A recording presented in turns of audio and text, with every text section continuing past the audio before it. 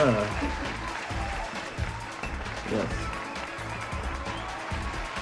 Again, we can always fix the framing issues. Hello everybody, this is HyperSonic and welcome back to the HyperSonic News Network. It has been a year and a half, but we have 2022's episode of the HyperSonic News Network. It is episode 8, the Golden Birthday Special. So what does this mean? What does this mean? Basically, what this means is, on December 20th, 2022, when this video is going to be uploaded to my channel, I have turned 20 years old, which makes this my golden birthday, which is the birthday you have when you turn the age of the day you were born in your birthday month. And since it's December 20th, and I turned 20, it's a fantastic way for me to start off my 20s and leave my teenage years behind. Since the past HyperSonic News Network episode, I moved locations. So the background looks slightly different, but I don't think a lot of you guys are going to see that difference very clearly. But yes, the background is actually different. This is actually a different house. And yes, this is my high school graduation outfit. This is not my college outfit. This is high school. It has 2021 here, 2021 graduate. And this is, at least I have to put my graduation somewhere in the series, but yes, I graduated. This episode was supposed to be filmed a year and a half ago and was supposed to come out a year and a half ago because me and my cousin were going to be filming for this episode. And yes, I do have some unused footage of what we were trying to film last year. And I think it would have been a good episode because you would actually have someone other than me doing the episodes. But yes, it would have been hilarious. And episode 8 was originally supposed to be about how I graduated high school and how life was going to be leading up to college. But at the time of this video, I'm actually finished with community college. I'm going to go transfer to a university. But yes, I have made a lot of academic progress since episode 7 and 8. I practically finished the first half of my college. But I guess it was never really meant to be because it just never, we could never really get that whole script out entirely. But don't worry, I spent like the past half hour scripting up this video, and right here on the script it says main. Oh, folks, you're not gonna like this one. So the first part of the main news, YouTuber slash comedian slash criminal EDP445 is exposed of grooming and attempting to rape what he thought was a child. This is old news now, but famous YouTuber EDP445 attempted to rape what he thought was a 13-year-old when this guy was at the age of 30. I think he just turned 32 15 days ago. For you guys, for me, that is a week ago. He turned 32. Let me see, is that correct? All right, he was born December 15th, 1990. He is 31 right now, but in 3 days from this video being recorded, he'll be 32, and for you guys it'll be 5 days ago, but still the guy is unhinged. EDP445 is unhinged. But yes, he attempted to date and meet up with a girl, try to get that cupcake of that 13-year-old girl. He was exposed by the predator poachers. Very good that they exposed him, even though they also have their issues. I'm very glad that they exposed him. And it was a very good interview. They asked a lot of questions that mattered in terms of exposing EDP445. But when they interviewed EDP, aka Brian Moreland, when he pulled up to get his cupcake, or at least what he thought was a cupcake, they asked him a lot of questions that mattered, and they exposed him. They exposed him, and he ran away, and he wasn't put in jail because they didn't call the police officers before doing this sting operation. Which again, I really don't like that about this because it basically let EDP run amok. And you'll see what the new things he has done. Because there's actually new news about EDP. It doesn't stop right there. He's been on TikTok, which yeah, that's his actual TikTok now. I don't actually own TikTok, so I never actually get to see what else he posts. But I know he's on Instagram, and I see his Instagram. He doesn't care. The EDP445 interview, he was in an interview like 1 or 2 months ago. And this guy interviewed him, asked him a lot of questions, and Some of them, well, one of them in particular, actually, it was if EDP felt remorse about the situation, and the man does not care. He does not have any remorse. EDP445 is back also with the grooming. He got caught grooming another person. It doesn't stop right there, folks. When you let people like EDP run amok, he's going to keep doing the same thing over and over and over again. And it's never going to stop, all right, until he gets into jail. And once he does get into jail, I think he does get into jail sometime in the future. Who knows, maybe next year, the year afterwards. But once he finally gets into jail, I hope he learns his lesson. Because this man needs to be taught a firm lesson, okay? I won't lie. All right, I won't lie. But when I first heard of the news of EDP, which actually I knew EDP was a pedophile back in summer of 2020, back when it was first rumored that he was a pedophile. That was when I knew that, oh boy, this guy is actually a pedophile. Unfollowed him from all social media. And I still haven't followed him on any social media. I just stalk, like, on occasion, his Instagram. And by occasionally, I mean like every few months. Probably I'm going to do this while editing this video. But yes, I've known EDP was like this a long time before people knew in April 2021. I knew this almost a year in advance. And I told some people that I was friends with, because some of my friends were huge fans of EDP at the time. I told them, yeah, EDP's a pedophile. He's a pedophile. Don't follow him. But yes, EDP445, he needs to be put behind bars. Maybe a life sentence, I don't know. I would have actually given EDP the death penalty after everything he's done, yes. How fitting it is I'm wearing clothes that look like judge clothes. But yes, I would give EDP death in prison probably for everything he's done, alright? He didn't do this just one time, but 2 times, 3 times, 4 times, 5 times, 6 times, 7 times, and now 8 times. And he's going to do 9 and 10 soon. And that's it. Okay? That is it. Death penalty now for EDP. Alright, where's my hammer? I'm gonna get my hammer. Order in the court! Order to court! Death penalty for Bryant Moreland for trying to meet up with a person that he thought was 13 and sexting and grooming 7 other minors.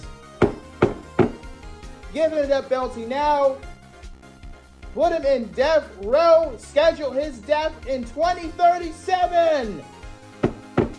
15 years for him to die, because there are so many other pedophiles, potentially Dream. Definitely has to be Drake Bell. Shame on him. Put him in prison at this point. Death penalty for him. Alright, court now dismissed. And speaking about Dream, he did a face reveal, which was a very huge event because a lot of people turned out to that live stream, like a 5-minute live stream of his face reveal, and people think that it was ridiculous. It actually is. I don't know why he wanted to do that, but a lot of people want to know what he looks like, and yeah, he looks different from what I expected. He looked a whole lot different. I think I look a whole lot different from what you guys expected. I remember when I did my face reveal about, holy crap, that was 3.5 years ago when I did my face reveal. But yes, I asked questions about what you guys thought I looked like, and your descriptions were incorrect. Very incorrect. But yes, Dream did a face reveal, and it was really popular, and I wrote that on the script. Ooh, this part of the script. Depending on the person you are, this could be a good thing or a bad thing. This year, on September the 8th, 2022, Queen Elizabeth II died. I did not expect her to die so soon. I expected her, or at least hoped, that she could live to 100 years old in 2026. What was her birthday? Was it January 2026, or was it April or March 2026? Yes, April 21st, 2026. That is when Queen Elizabeth would have turned 100 years old.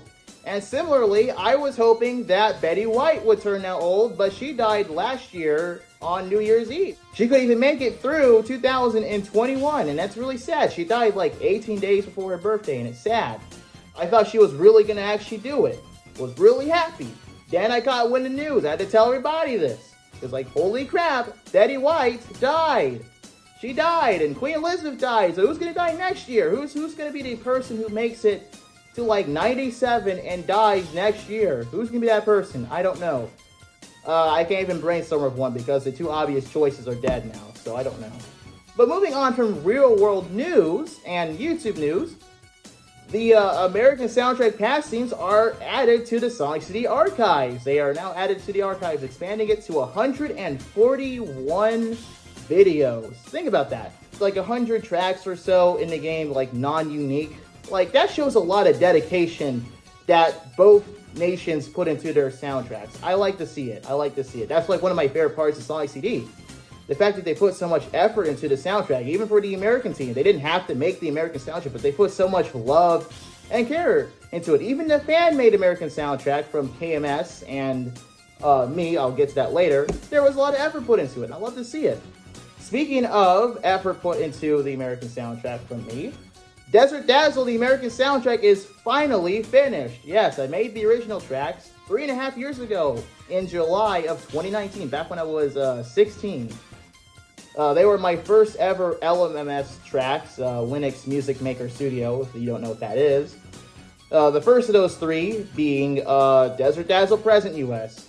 And of course, I didn't really have that much experience back then, so I made 3 songs that didn't really resonate well with a lot of people. OSJ did a comparison series on it. He liked them. I mean, that makes sense since OSJ likes the Game Gear Sonic games. He streams them very frequently. He actually just really likes classic Sonic a whole lot, and so that makes sense why he would like Desert Dazzle US so much. And I'm like, you know what? When the guy turns 18, which he did last month, happy birthday, happy late birthday, OSJ, I gave him a sneak peek. I basically showed him all the 3 remastered Desert Dazzle US themes, and he really loved them a lot. You love to see it.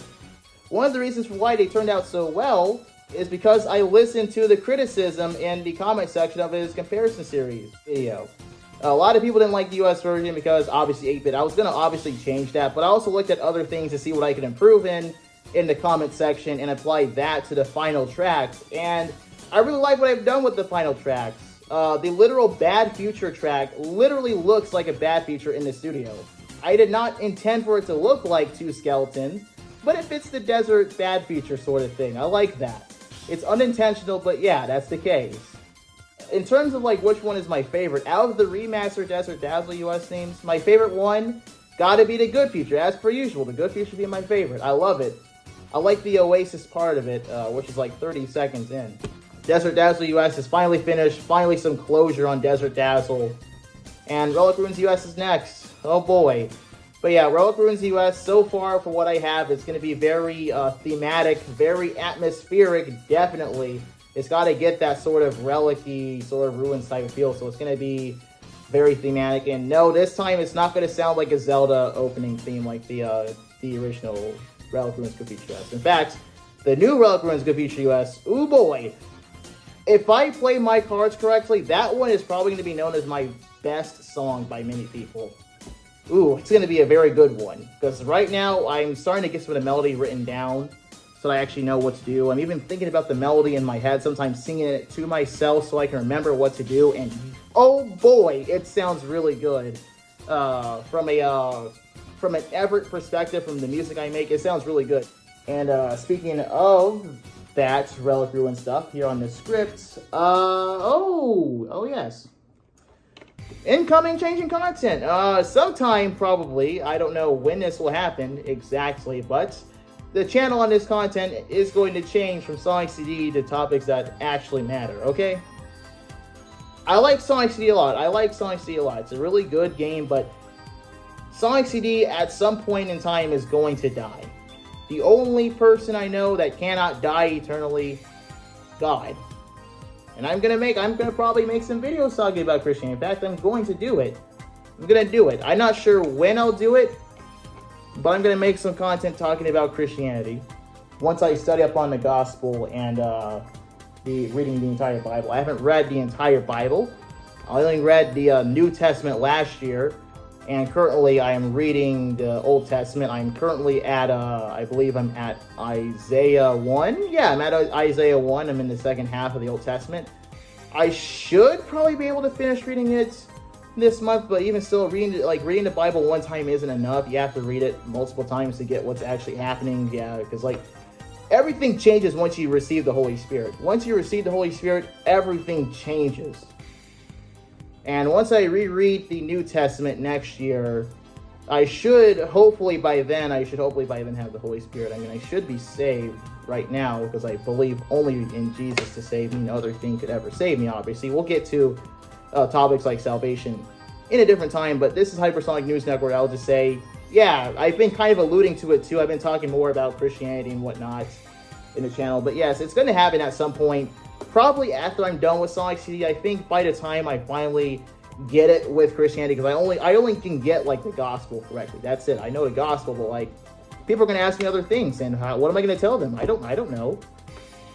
I'm going to be honest. I don't know. I need to actually know all of it, or just a great portion of it, in order to actually effectively and efficiently talk about the Bible. But once that happens, yeah, I'm going to actually make some content about it. But yes, I have started to take Jesus Christ more seriously. If you couldn't tell, back in my older videos, I didn't take him that seriously. In fact, some of my takes were literally takes that like someone that didn't believe in the gospel, like, you know, specifically an atheist would make. And yeah, I was trending in that direction. The way I was living, you know, I looked at the way I was living, and I didn't really like it. Like, I was starting to swear so much, you know. I started to like use God's name in vain more and whatnot in my swearing, you know. I was like, you know what? And yeah, and also some addictions that I had that were not good for me. So I'm like, you know what? People talk about this Jesus Christ man a whole lot. I gotta actually, you know, take God seriously, because like, where am I gonna go after I die? And those thoughts, you know, kind of made me, you know, develop more spiritually. But yes, once all that is done, oh yeah, definitely gonna be making a lot of Christian videos. With that out of the way, let's go to the questions and answering. So, over here, my laptop, I have questions and answers. And I'm going to answer them from oldest to newest after I get my cup of joe. So I'll see you guys in a bit. Alright, now that the coffee's done, let's read the questions and answers. So the first one comes from Valentino Stucci. Do you think Sonic Frontiers is what the Sonic series needed? In terms of story, yes. A serious Sonic story that doesn't stray too far from what Sonic usually has in his stories, yeah, I think it is. The gameplay, I like the 3D boost game gameplay the most. I think that's the best gameplay you'll ever get in any Sonic game, and the game, I don't think the game does that, but I like the way how it integrates all the elements of the Sonic world into the fantasy world. How we have all those springs and rails and rings. I like that. I like that about Sonic Frontiers. But in terms of characters, not really. Like, the new character is a lolly, and I already told you guys what I think about the whole anime stuff. I don't like it. And Sage, honestly, I think Sage, in order to make Sonic Frontiers better, if I were to make it better, I would have killed off Sage at the end. She does not need to reappear. And they also replaced Orbot and Cubot, my two favorite robots, with her. So, no. I absolutely do not like Sage. She's probably my least favorite Sonic character now, or one of my least favorites. I hate her. I do. But overall, Sonic Frontiers is what the Sonic series needed. I'm glad the Sonic franchise isn't devolving into rehashing and reusing old assets and concepts and whatnot, like the HyperDimension Neptunia series is. Because there's quite some overlap now between Sonic and HyperDimension Neptunia now that freaking Sonic Frontiers is out. Overall, yeah, the Sonic series needed something like Sonic Frontiers. And speaking of Sonic Frontiers, which one of you guys, like, how many of you guys did not turn out and show up to vote for Sonic Frontiers in the 2022 Gamer's Voice? I turned out for Sonic Frontiers in one of the rounds. I'm not sure which round, but I voted for Sonic Frontiers, and it lost to Genshin Impact. How did you guys let Sonic Frontiers lose to Genshin Impact? Seriously, you guys won. We won. Round 1 and round 2 by commanding landslide margins. How did we lose round 3? Okay, I heard that there was people making bot accounts to vote for Genshin Impact and landslide. But seriously, The fact that Sonic Frontiers lost to Genshin Impact, which I don't know why Genshin Impact's in it. This is 2022 Gamers Voice, not 2020 Gamers Voice. So that's the first issue already. And they also have Minecraft in there too. That's another issue. Do 2022 games only. If it was 2022 games only, Sonic Frontiers would have easily won. And even with Genshin Impact, Sonic Frontiers was literally winning against Genshin Impact. I don't know what happened in that third round, but I smoked a little bit of cheating in this poll. A little bit of cheating, because I heard that people were having bots that were voting for Genshin Impact en masse, and it was losing to Sonic Frontiers. So I know Sonic Frontiers can beat Genshin Impact, but I do think Genshin Impact did not legitimately win that poll. I think really, like, if you put the actual votes in for that poll, Sonic Frontiers would have won. And they only did these round 1, round 2, round 3 because Sonic Frontiers didn't get 50%. But, like, how many other options were there? And did they eliminate the lowest option? I'm not too sure, but Sonic Frontiers, even if I may not be the biggest fan of the game, I'd probably rate it like a 6 out of 10. Like, literally breaks even with what I think of the series games as a whole. You know, I still would rather take it over Genshin Impact, which I'll probably rate as like a 1 or 0 out of 10. So yeah, but it's sad. This is sad. It makes us look bad. The next question, this comes from Tidal Gaming. He is an OG subscriber. He's been here since 2019, early 2019, I believe. But yeah, he's been here for quite some time. Do you have any goals currently? Yes, I do. I already told you guys about the whole getting saved thing. Aside from, you know, getting saved and preaching the gospel to others, because I know God called me to do that. Other goals, finishing Relic Ruins US, that's one goal. Finishing college. Moving out, get a job, finally get my first job. Hopefully I get enough money to actually get an apartment and move out, because I need to move out. But at the same time, like, I can't do that because I don't have a car. I am like a licensed driver, but I don't have a car. And that makes it so much difficult. It really does. But yeah, goals, aside from, you know, anything religious, which is the utmost importance, moving out of my house, getting my own place, you know, getting a girlfriend, marrying her, starting a family, or if that's not what God intends me to do, to actually get a girlfriend and start a family, then, you know, just preach the gospel to masses. Once I read the gospel, yeah, but those are my goals. This one comes from Usario, or Usuario 1275.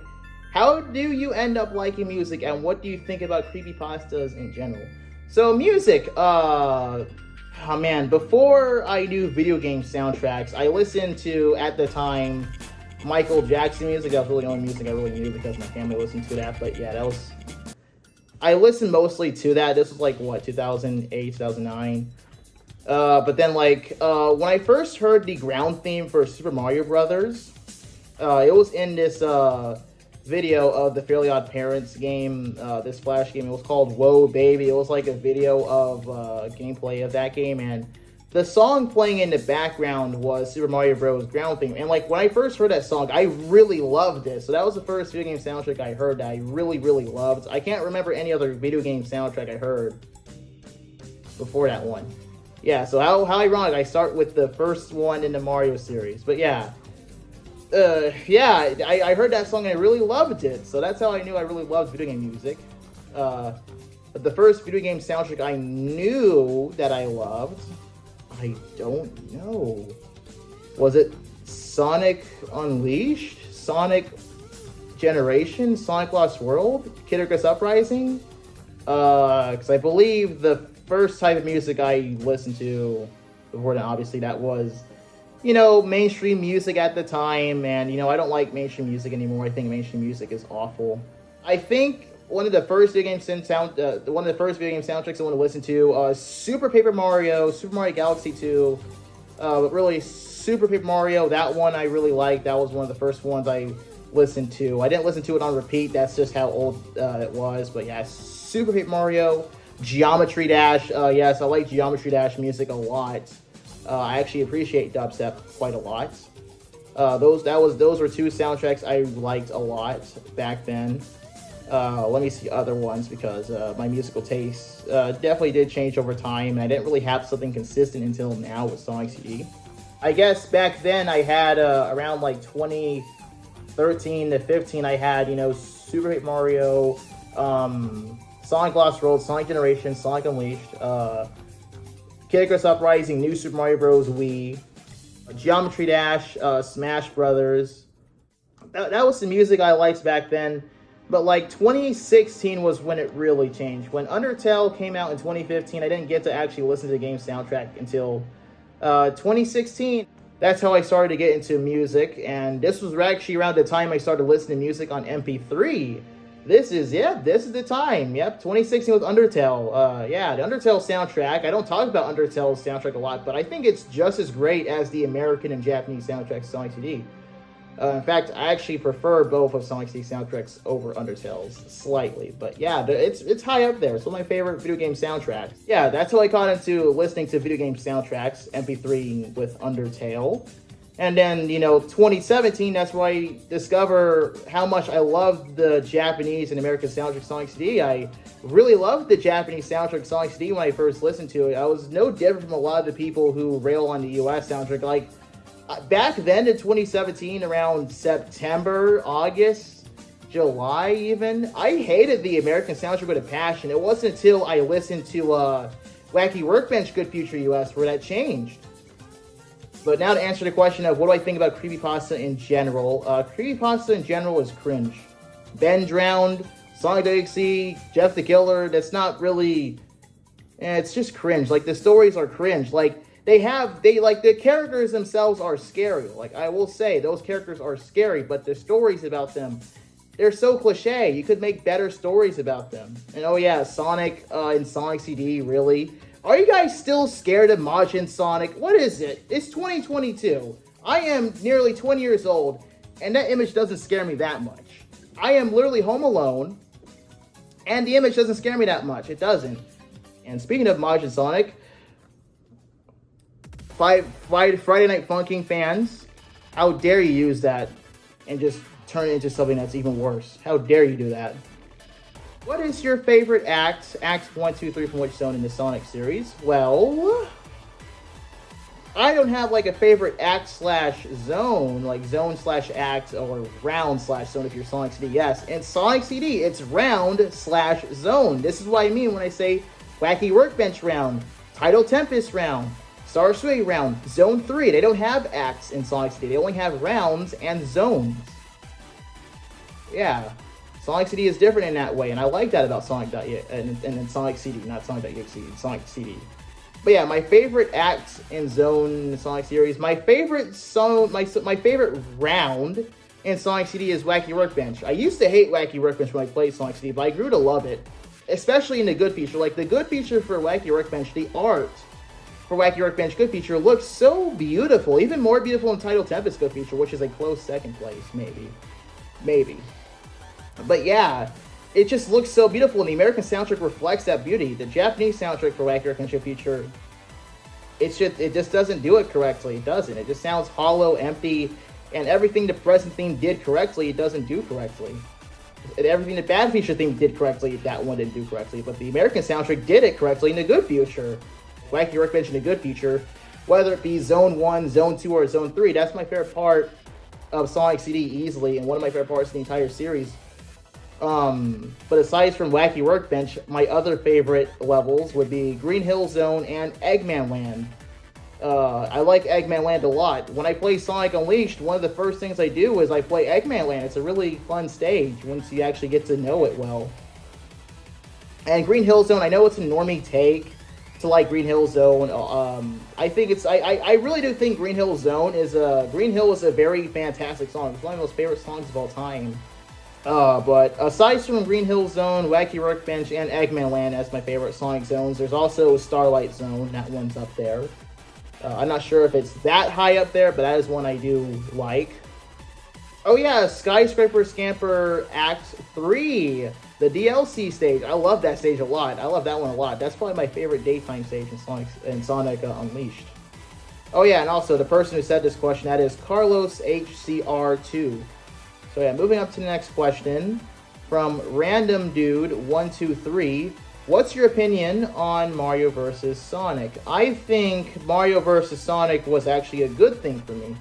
Without Mario vs. Sonic, I wouldn't know who Sonic was. I was introduced to video games via Mario. My first video game that wasn't like some sort of sports game or DDR Max or anything like that was Super Mario Galaxy 2. And the interesting story about this is that both Galaxy games were right next to each other in the store. This was 2011. I was buying it with my Christmas money.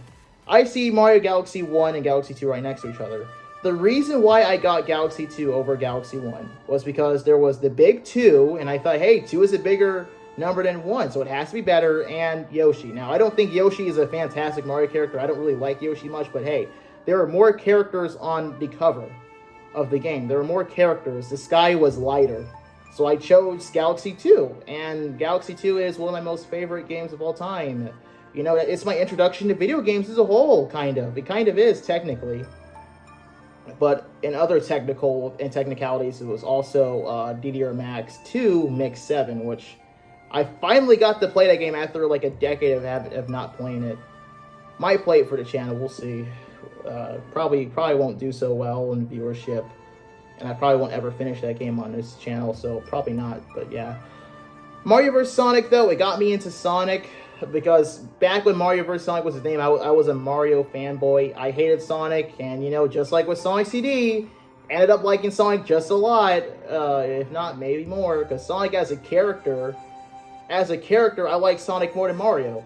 In terms of like games, I like Mario games more than Sonic games. Like Mario has Galaxy 2, it has Super Luigi Galaxy 1 / Mario Galaxy 1. Is Luigi Galaxy a Mario game or a Luigi game? Probably a Luigi game. So Mario Galaxy 1, that one's good too. Super Mario 3D Land. Oh, the game and its soundtrack is amazing. I love that one a lot. Super Mario Sunshine. I finally got to play that game. That one is really good. What other Mario games can I even talk about? Because those 4. Oh yeah, Super Paper Mario. That one is fantastic. The best Paper Mario game. And number 2 after Super Paper Mario, Color Splash. I love Paper Mario Color Splash a lot. Paper Mario 64, that one's also pretty good. In fact, ChuggaaConroy is playing it on his channel. Linked to that one will probably be below, because he's at like what? He's at World 5. I haven't finished his recent video. But yeah, Mario has better games. Sonic is a better character. Sonic games have better music. You have Sonic CD for both soundtracks. Sonic 1, Sonic Generations, Sonic Unleashed, Sonic Lost World. And that's it. Every other soundtrack I didn't mention was nowhere near as good or just forgettable. But that's it for my opinion on Mario vs. Sonic. It was good in terms of introducing me into Sonic and introduced some people into Mario as well. The bad thing is, obviously, the whole argument versus Mario versus Sonic, it's stupid. I like the internet simultaneously agrees that they're both good. They're both good in their own ways. If only that could happen with Sonic CD soundtracks, one can dream. But the next question comes from Sassy Metal Sonic. This one is actually a very common commenter. He's new to Sonic, though, so that makes sense. So Sassy Metal Sonic says, 1. Do you know that Sonic 2 was originally going to have time travel? I did not know that Sonic 2 was going to have time travel. I did not know that. And number 2, will you create custom music for the scrap Sonic CD levels like Wood Zone and Cyber City? I have never heard of Wood Zone or Cyber City. I've heard of Genocide City, which I can't believe people actually think that's an actual level from Sonic 2. But yeah. No, I don't know. I don't really care about Sonic 2. That's actually my least favorite of the trilogy games. The classic Sonic games, I don't like classic Sonic that much. Classic Sonic games are not that good. I only talk about Sonic CD because that was the exception. Alongside Sonic 1 occasionally. I did archive Sonic 1 as well, because it has a very fantastic soundtrack. Almost as good as Sonic CD in both soundtracks. Almost as good, but again, that's only because it has like, what, 11 tracks? You know, averaging those 11 tracks gives you a much more swingier and larger result depending on how you like the music. Will I create custom music for Sonic 2? No. Desert Dazzle US, I know people say it sounds like a Genesis song or NES. Guys, Desert Dazzle Present US, that is a custom-made 8-bit instrument that I made to make that track. I made like 2 custom instruments for that track. And Desert Dazzle Present US is too futuristic for 8-bit music or pixelated music. It's too futuristic to be a good fit for Sonic 2. It is. I would have to actually download the Genesis sound font, and I don't know where I can get that. And even if I did, who's to say that I can make a good Sonic 2 song? I don't listen to the OST that much. I mean, yeah, and I will say Sonic 2's soundtrack does have some good songs. It has, well, obviously Chemical Plant Death. I know Normie Take. Sonic 2, I'm very new to it. I played it, a blind playthrough in 2019. It's a very old video, not good. I'm gonna probably have to do something about that. But yeah, Metropolis Zone, I love that song. I love that level as well. The Supersonic theme in Sonic 2, amazing. What other song in Sonic 2 I like? The ending theme. Oh man, the ending theme of Sonic 2, that's amazing. Even the one for the Game Gear version, the bad ending, that one's also really good too. And what else? The special stage theme. I love the special stage theme from Sonic 2. I remember having it played on some levels in Sonic Generations, just like how I did for Sonic Boom, Palmtree Panic Present. That one was also in Sonic Generations too. But will I create custom music for Sonic 2? Most likely not. The only custom music I'm making is for Sonic CD. Relic Ruins US is the only one that's left. And after that, well, I'm dipping. That's it. That's it for Sonic CD's music from me. Yeah, I'm not doing music for any other fan-made zone because Relic Ruins and Desert Dazzle, yes, those are the only two culprits, and I believe it's confirmed that Desert Dazzle was supposed to be in the game, but heck, some sources say Relic Ruins was supposed to be in the game as R2. And Screenboy3, 7 days ago, edited, alright. He says, do you plan on doing any more gaming videos in the near future? I misread future. In the near future? If so, what games are you thinking about playing? Yes, there will be some more gaming videos, probably. Let's Plays take a long time to make. I edit my videos on my phone, which is why this video is going to probably take me an entire week to edit. The Sonic Trilogy, the classic Sonic Trilogy, it's not as good as the Lolo Trilogy, so I wouldn't really be that enthusiastic in the videos. Only for Sonic 1 I'll be kind of enthusiastic.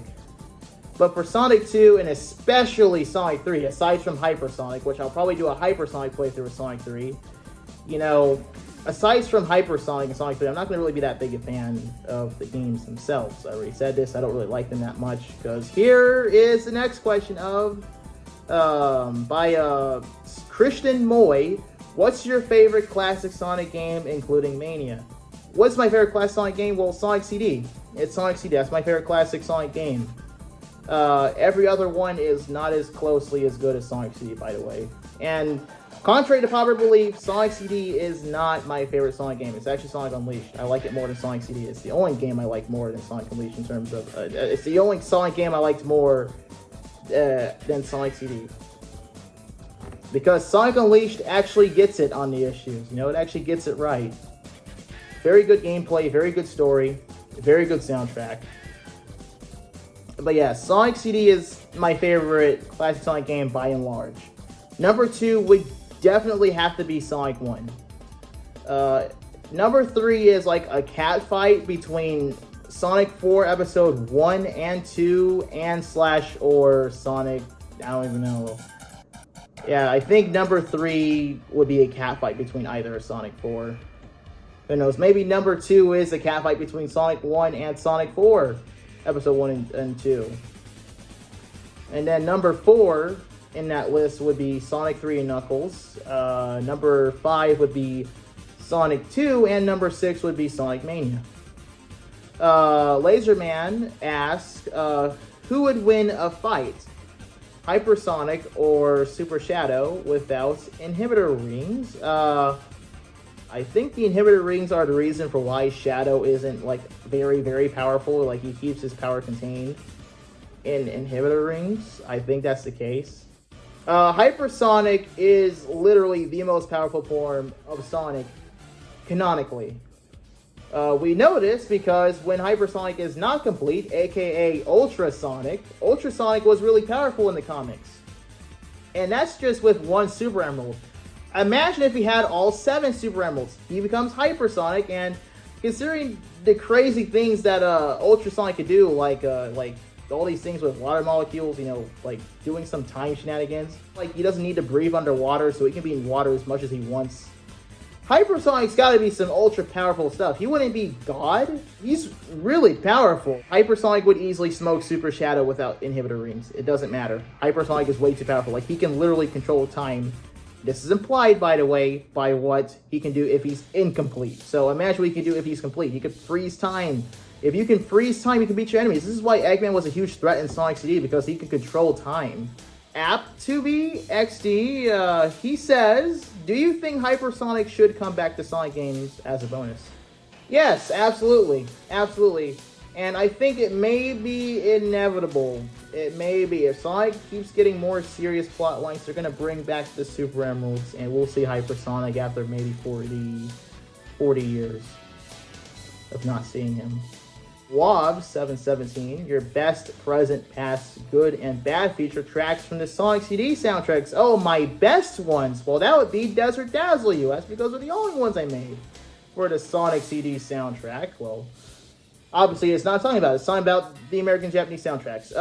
Let's go to past, then we'll go to present, bad feature, good feature, like how we always do.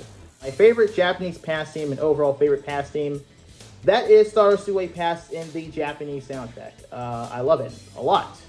At one point, it was my favorite Sonic CD song. This, of course, predates, me listening to the US soundtrack, but yeah, I love it a lot.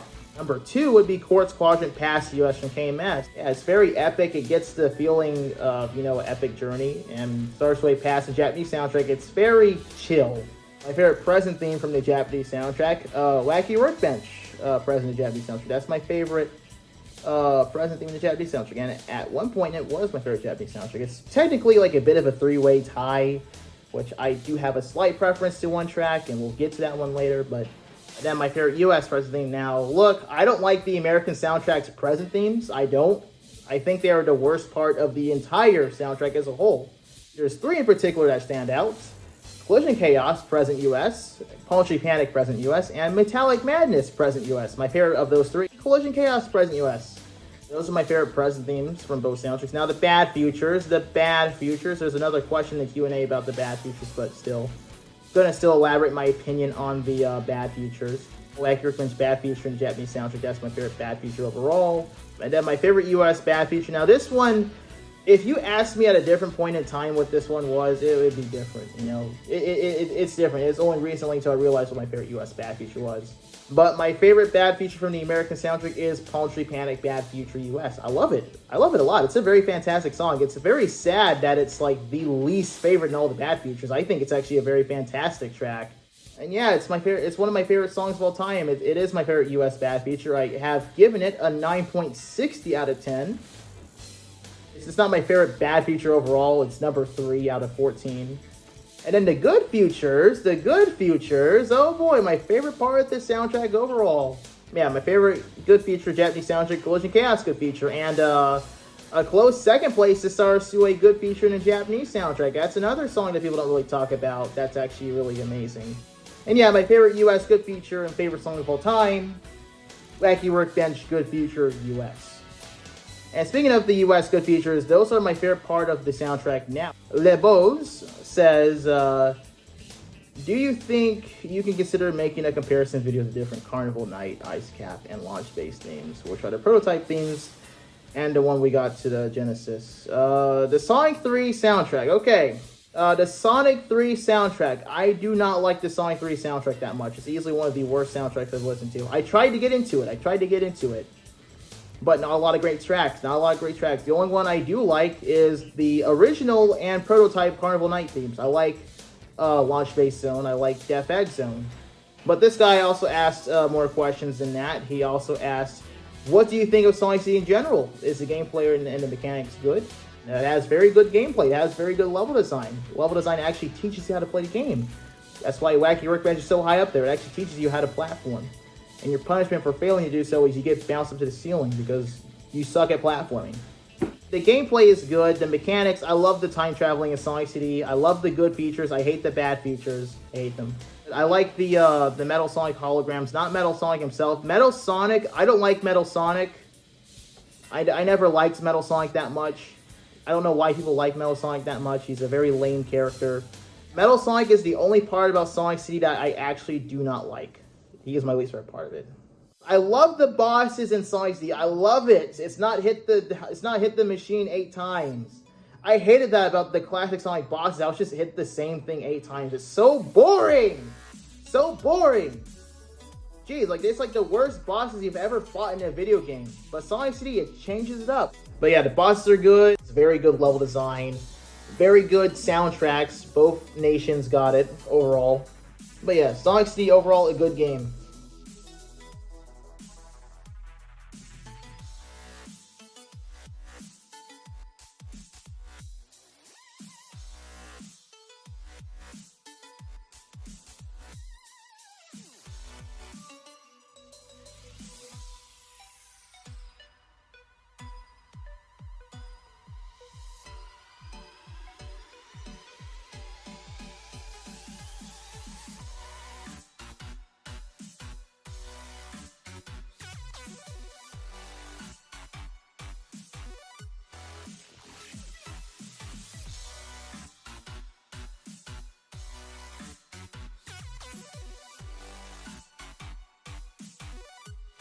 And the last question by Red Crow.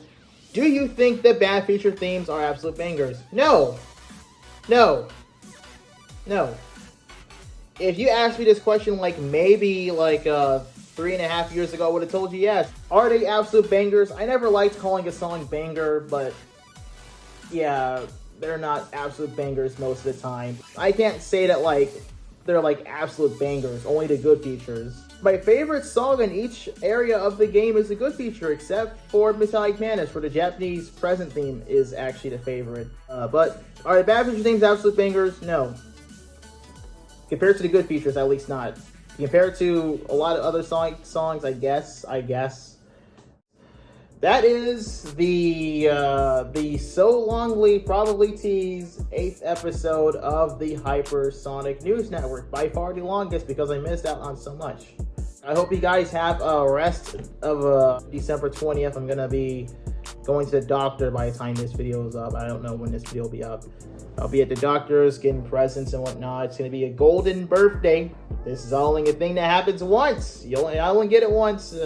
Everybody gets that only once, except if you're born on February 29th. I hope you guys have a good rest of the day. God bless you, and I'll see you guys later. So, peace out, and goodbye.